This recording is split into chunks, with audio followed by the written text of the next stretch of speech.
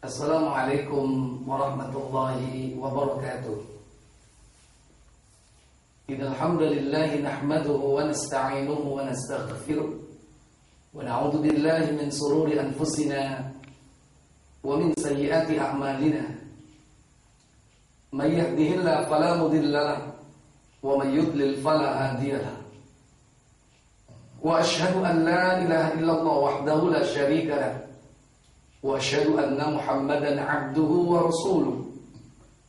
Allahumma salli wa sallim wa barik ala Muhammadin sallallahu alaihi wa ala alihi wa ashabihi wa man tabi'ahum bi ihsanin ila yaumiddin. Yaqulu Allah tabaraka wa ta'ala, ya ayyuhalladzina amanu taqullaha haqqa tuqatih wa la tamutunna illa wa antum muslimun. Ya ayuhan nasu taqu rabbakumul ladzi khalaqakum min nafsin wahidah wa khalaqa minha zawjaha wa batha minhuma rijalan katsiran wa nisaa'a wattaqullaha alladzi tasaaluna bihi wal arham innallaha kana 'alaikum raqiba. Ya ayyuhalladzina amanu taqullaha wa qulu qawlan sadida yuslih lakum a'malakum wa yaghfir lakum dhunubakum. Wa may yuti'illaha wa rasulahu faqad faza fawzan 'azima. Amma ba'd. Fa inna asdaqal hadithi kitabullah wa khairal hadi hadi Muhammadin sallallahu alaihi wasallam. Wa syarrul umuri muhdatsatuha. Wa inna kulla muhdatsatin bid'ah wa kulla bid'atin dhalalah wa kulla dhalalatin finnar. Ma'asyiral muslimin, pemirsa Al-Akhbar TV yang dirahmati Allah tabaraka wa ta'ala. Pertama, kita bersyukur kehadiran Allah atas limpahan karunia nikmat yang telah Allah berikan kepada kita semua. Semoga salawat dan salam selalu tetap tercurah kepada Rasulullah Muhammad sallallahu alaihi wasallam beserta seluruh keluarganya, keturunannya, para sahabatnya dan seluruh pengikutnya yang tetap teguh di dalam jalan sunnah hingga akhir zaman.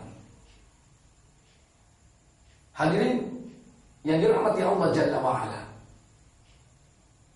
ciri seorang mukmin bahwa dia percaya kepada perkara yang gaib. Tidak hanya sekedar percaya kepada sesuatu yang tidak tampak walaupun ada, tapi percaya kepada hakikat yang gaib, yakni apa yang hanya diketahui oleh Allah saja. Allah Jalla wa'ala memberikan ciri-ciri orang-orang mukmin. Pertama, di dalam Al-Quran surah Al-Baqarah ayat yang ketiga, alladzina yu'minuna bil ghaib, yakni orang-orang yang percaya kepada yang gaib. Maka hakikat yang gaib itu adalah, yang pertama adalah Allah Jalla wa'ala.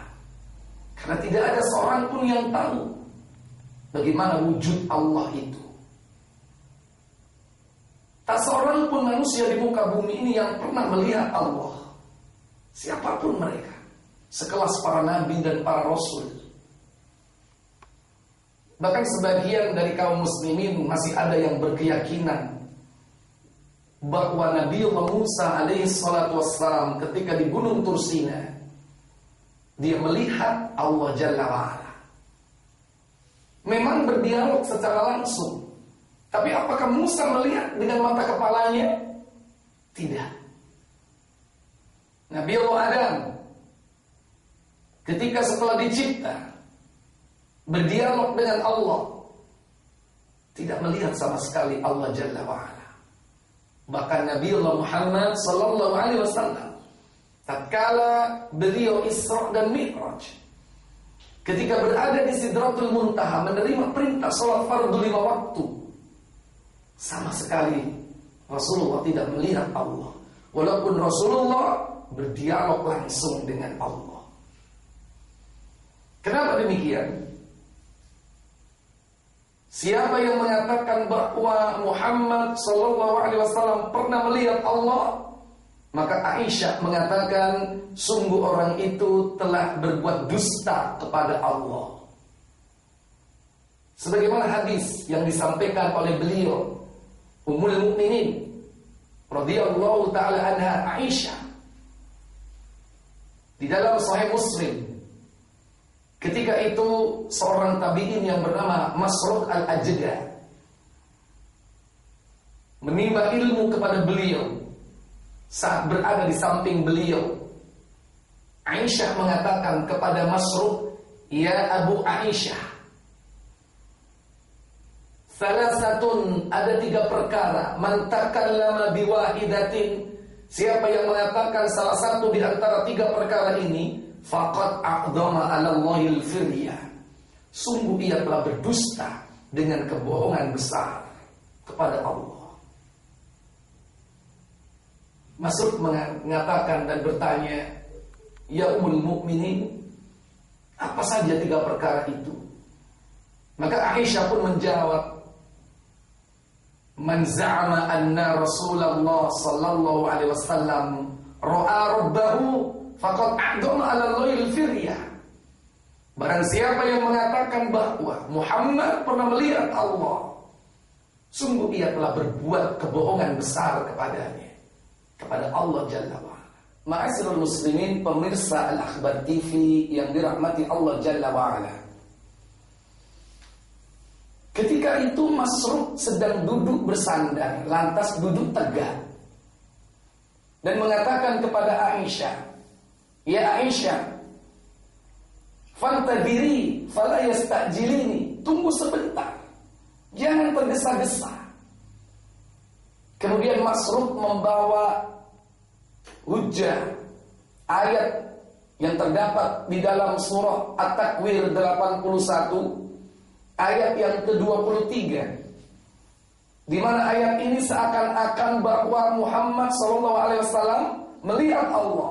Ayat itu berbunyi, "Bukankah Allah berfirman," kata Masruq, "Walaqad ra'au bil ufuqil mubin."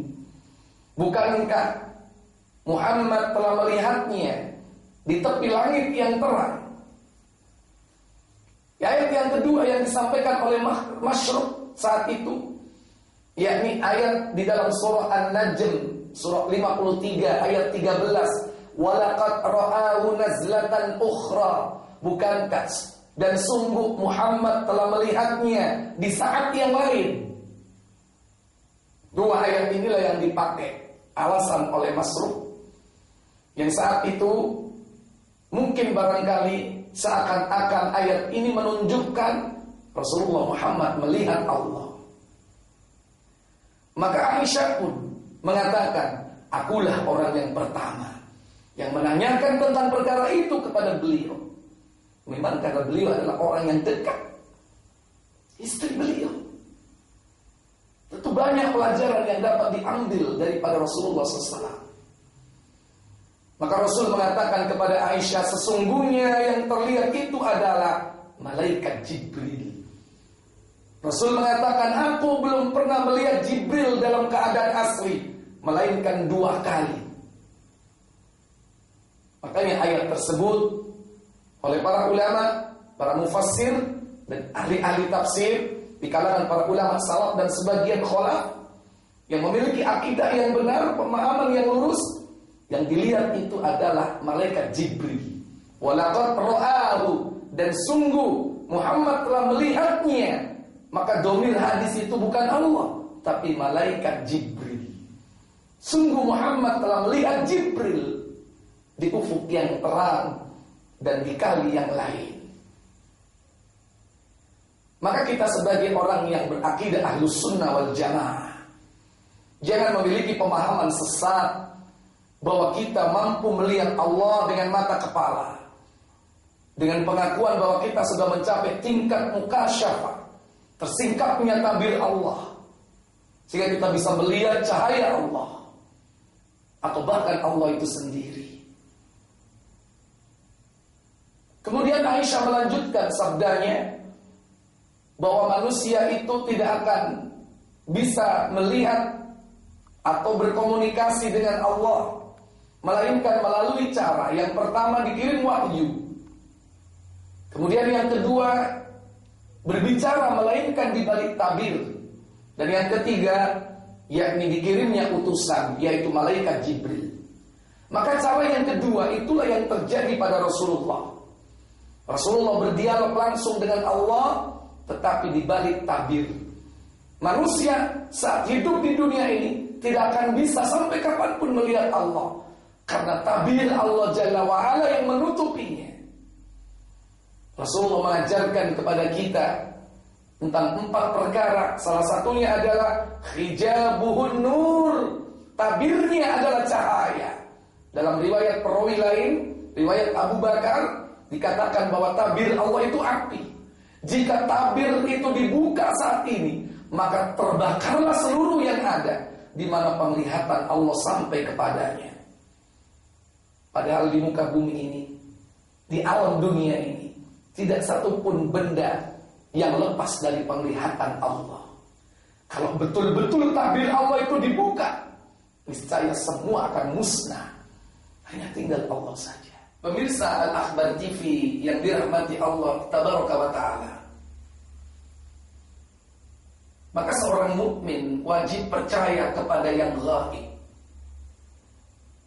Kalau Allah itu sang khaliq, siwallah huwal makhluk, maka selain daripada Allah adalah makhluk. Maka tidak ada yang mengetahui perkara yang ghaib kecuali hanya Allah Jalla wa'ala. Maka Allah menginformasikan perkara-perkara yang ghaib itu kepada manusia di kalangan para nabi dan rasul. Karena mereka adalah orang yang sama sekali tidak mengerti perkara yang ghaib. Allah lah yang memberitahu semua itu. Karena sumber dari yang ghaib itu adalah Allah. Maka Aisyah melanjutkan perkataannya tentang 3 orang, 3 perkara. Siapa yang mengatakan salah satunya dia telah berdusta kepada Allah? Beliau mengatakan, man za'ama, siapa yang mengatakan annahu, bahwasanya Muhammad sallallahu alaihi wasallam yukhbiru ma yakunu fi ghadin, mengerti sesuatu yang akan terjadi, faqad a'dama 'ala Allahil firya, sungguh ia telah berdusta dengan kebohongan besar kepada Allah. Rasul tidak mengerti perkara yang ghaib kecuali apa yang telah diberitahukan oleh Allah kepada beliau. Rasul manusia biasa. Kalau Rasul mengerti tentang yang ghaib, beliau pernah mengabarkan kepada kita tentang qalam, makhluk pertama kali yang dicipta, tentang arasy, tempat bersemayamnya Allah, tentang al-jannah, surga. Rasul pernah melihat surga, dipertontonkan kepada beliau bagaimana keadaan surga, tanahnya, bebatuannya, gelas-gelasnya, sungai-sungai atau sumber airnya, apa saja yang ada di dalam surga.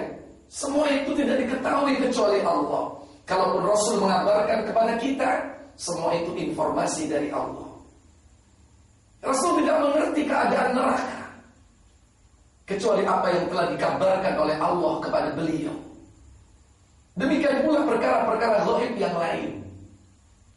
Sehingga suatu hari ketika orang Yahudi datang kepada beliau bertanya tentang apakah itu ruh, maka Rasul pun duduk bersandar dengan bertopang, yakni kepada pelepah daun kurma, menunggu wahyu yang turun. Maka saat wahyu itu turun pun, ayatnya berbunyi dalam surah Al-Isra 17 ayat 85, yas'alunaka 'anir ruh wa yas'alunaka 'anir ruh, dan mereka bertanya tentang ruh, kulir ruh min amri rabbi. Katakan Muhammad kepada mereka bahwasanya ruh itu adalah urusan Rabbku, wa ma utitum minal ilmi illa qalila. Dan tidaklah kalian diberi pengetahuan ilmu tentang yang ghaib melainkan hanya sedikit. Aku qauli hadza wastaghfirullah li wa lakum wa lisairil muslimin wal muslimat fastaghfiru innahu huwal ghafurur rahim. Assalamualaikum warahmatullahi wabarakatuh.